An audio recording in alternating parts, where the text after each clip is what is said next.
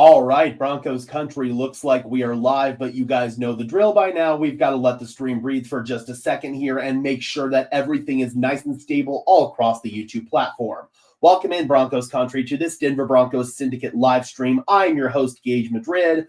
We've got a key update on both Pat Surtain and Alex Singleton heading into the Sunday night game against the Washington Commanders. So we're going to go ahead and get into that. But while we wait for a couple of people to start streaming on in here, be sure to leave a like as well as subscribe. Those are both free and easy ways to show your support. It helps tell YouTube's algorithm to push us out, and it helps us get seen by more and more members of Broncos country just like you and me. Additionally, if you want to go above and beyond in supporting the channel, please consider becoming a channel member today. The link is in the description below if you want some extra perks and incentives in exchange for helping me out and helping the channel grow. We've got Coda in the house saying, yo, how was your Thanksgiving? It was very good. How about yours? Snarf Bucket in the house saying, hey, Gage, why was Sean's press conference only like a minute long? I have no clue. I guess the reporters just didn't have very many questions today because he answered like 3 questions. The reporters said they were all good, and that was it. So that was a bit of a surprise for me as well. John in the house saying, I can taste the #1 seed. All right, guys, let's go ahead and get into the news of the day here. Bringing it in. Broncos tight end Nate Atkins, again, does not practice with his knee injury. He's in line to miss his 4th straight game. But Alex Singleton and Pat Surtain practiced once again today, and they both remain in line to play Sunday at Washington. So it looks like both Pat Surtain and Alex Singleton are going to be back in the lineup. Things have been trending this way for the past week or so. It always felt like this game was going to be the return timeline for Pat Surtain. Singleton, of course, his situation was a little bit more fluid. He had the best possible outcome in terms of all the tests and everything they did after he had his surgery for his cancer. So he's been cleared to return to the lineup as well. Obviously, really cool to see Singleton back after only missing 1 game, and that just goes to show how awesome modern medicine and modern science is. Pat Surtain, he's pushing it a little bit. Guys tend to miss usually about 4 to 6, sometimes a little bit longer in terms of weeks with these pec strains like with Pat Surtain, but he's clearly trying to push it, and he's trying to get back out there as soon as possible. And this was probably the soonest realistic timeline that he could return. The Chiefs game wasn't really in play. He needed a little bit more time to just rest and let this recover. He's done that, and now he is set to return versus Washington. So overall, really good news for the Denver Broncos as they get 2 key defensive players back.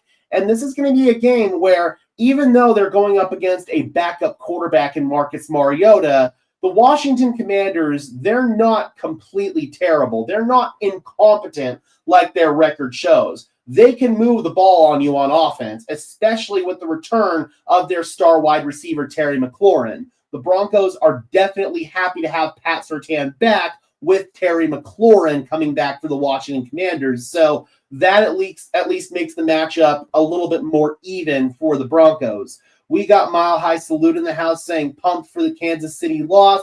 Yeah, that was awesome. We streamed that game here on Broncos Syndicate yesterday. The Kansas City Chiefs fell to the Dallas Cowboys. They're now sitting at 6-6. They are in trouble. Their playoff chances are on life support right now. So the Denver Broncos are very happy about that. Like I've said many times, I'm not scared of the Chiefs. If the Broncos were to face the Chiefs in the playoffs, I'm very confident that Denver would be able to come away with the win. I have not seen any impressive football from the Chiefs in these past 5 or 6 games. They had a couple of impressive wins early in the season, but outside of that, this Chiefs team has been so inconsistent. Their offense has had woes. They're not running the ball well. Patrick Mahomes is having to play hero ball, and they're putting their defense in really bad situations. So Kansas City, they're what their record is right now. They are a 6-6 mediocre football team, and if they somehow, some way sneak into the playoffs, the Denver Broncos are going to destroy them, especially being at home. So again, I'm not scared of the Chiefs, but I also don't want them to make the playoffs because I want their fan base to suffer.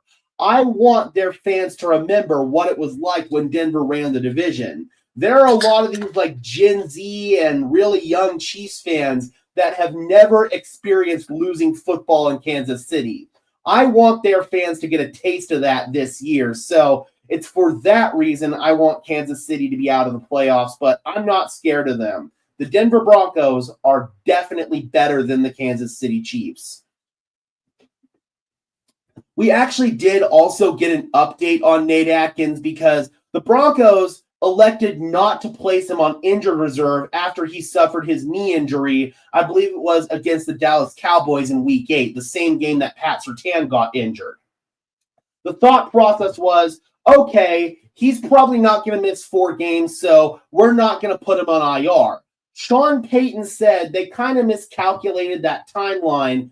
IR is not in play for Nate Atkins. He's probably going to play next week. So that's some good news. Sean Payton talked about that again in his 90-second press conference where he got asked 3 questions. One of them was about Pat Surtain. He said Surtain's all good. I imagine officially on the injury report, both Surtain and Singleton are going to be listed as questionable, but they've been practicing all week, so they are going to play in this upcoming game. But Nate Atkins, Sean Payton confirmed, it's probably going to be a little bit closer to next week for him. That's a more realistic return to play timeline. So that's when I imagine we're going to get Nate Atkins back in the fold, according to Sean Payton. Kenny says, let's get healthy as a Bronco. I agree, man. This team, they're starting to finally get healthy. Ben Powers, it seems his injury is going to extend a little bit longer. December was always the original return to play timeline for Ben Powers. So I imagine they'll get him back in the fold as we get a little bit closer to the playoffs. Sean Payton talked about J.K. Dobbins. He said on Wednesday that Dobbins has a chance to return. Not soon. Sean didn't specify, but I do think we've got a chance to get Dobbins back for the playoffs. He's probably not going to be back for the regular season, but I know Broncos country will be more than happy to have J.K. Dobbins back for the playoffs where you're going to need to run the football. It's going to be cold. It's going to be windy.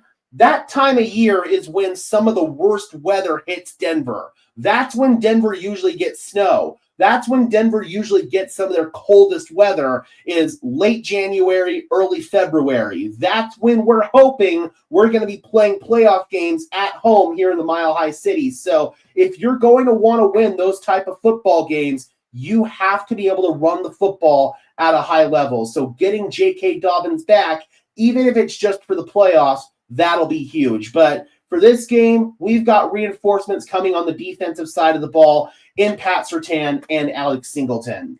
All right, guys, I'm going to get back to the Eagles game. So we're going to go ahead and wind down this stream here, guys. I cannot talk today. Be sure to leave a like as well as subscribe and ring the bell so these videos appear in your notification feed. Those are both free and easy ways to show your support. It helps tell YouTube's algorithm to push us out, and it helps us get seen by more and more members of Broncos country just like you and me. Additionally, if you want to go above and beyond in supporting the channel, please consider becoming a channel member. Link in the description below if you want some extra perks and incentives in exchange for helping me out, helping the channel grow, and helping improve the production quality of this content. Alrighty, guys, and until later, I am your host, Gage Madrid, saying peace out.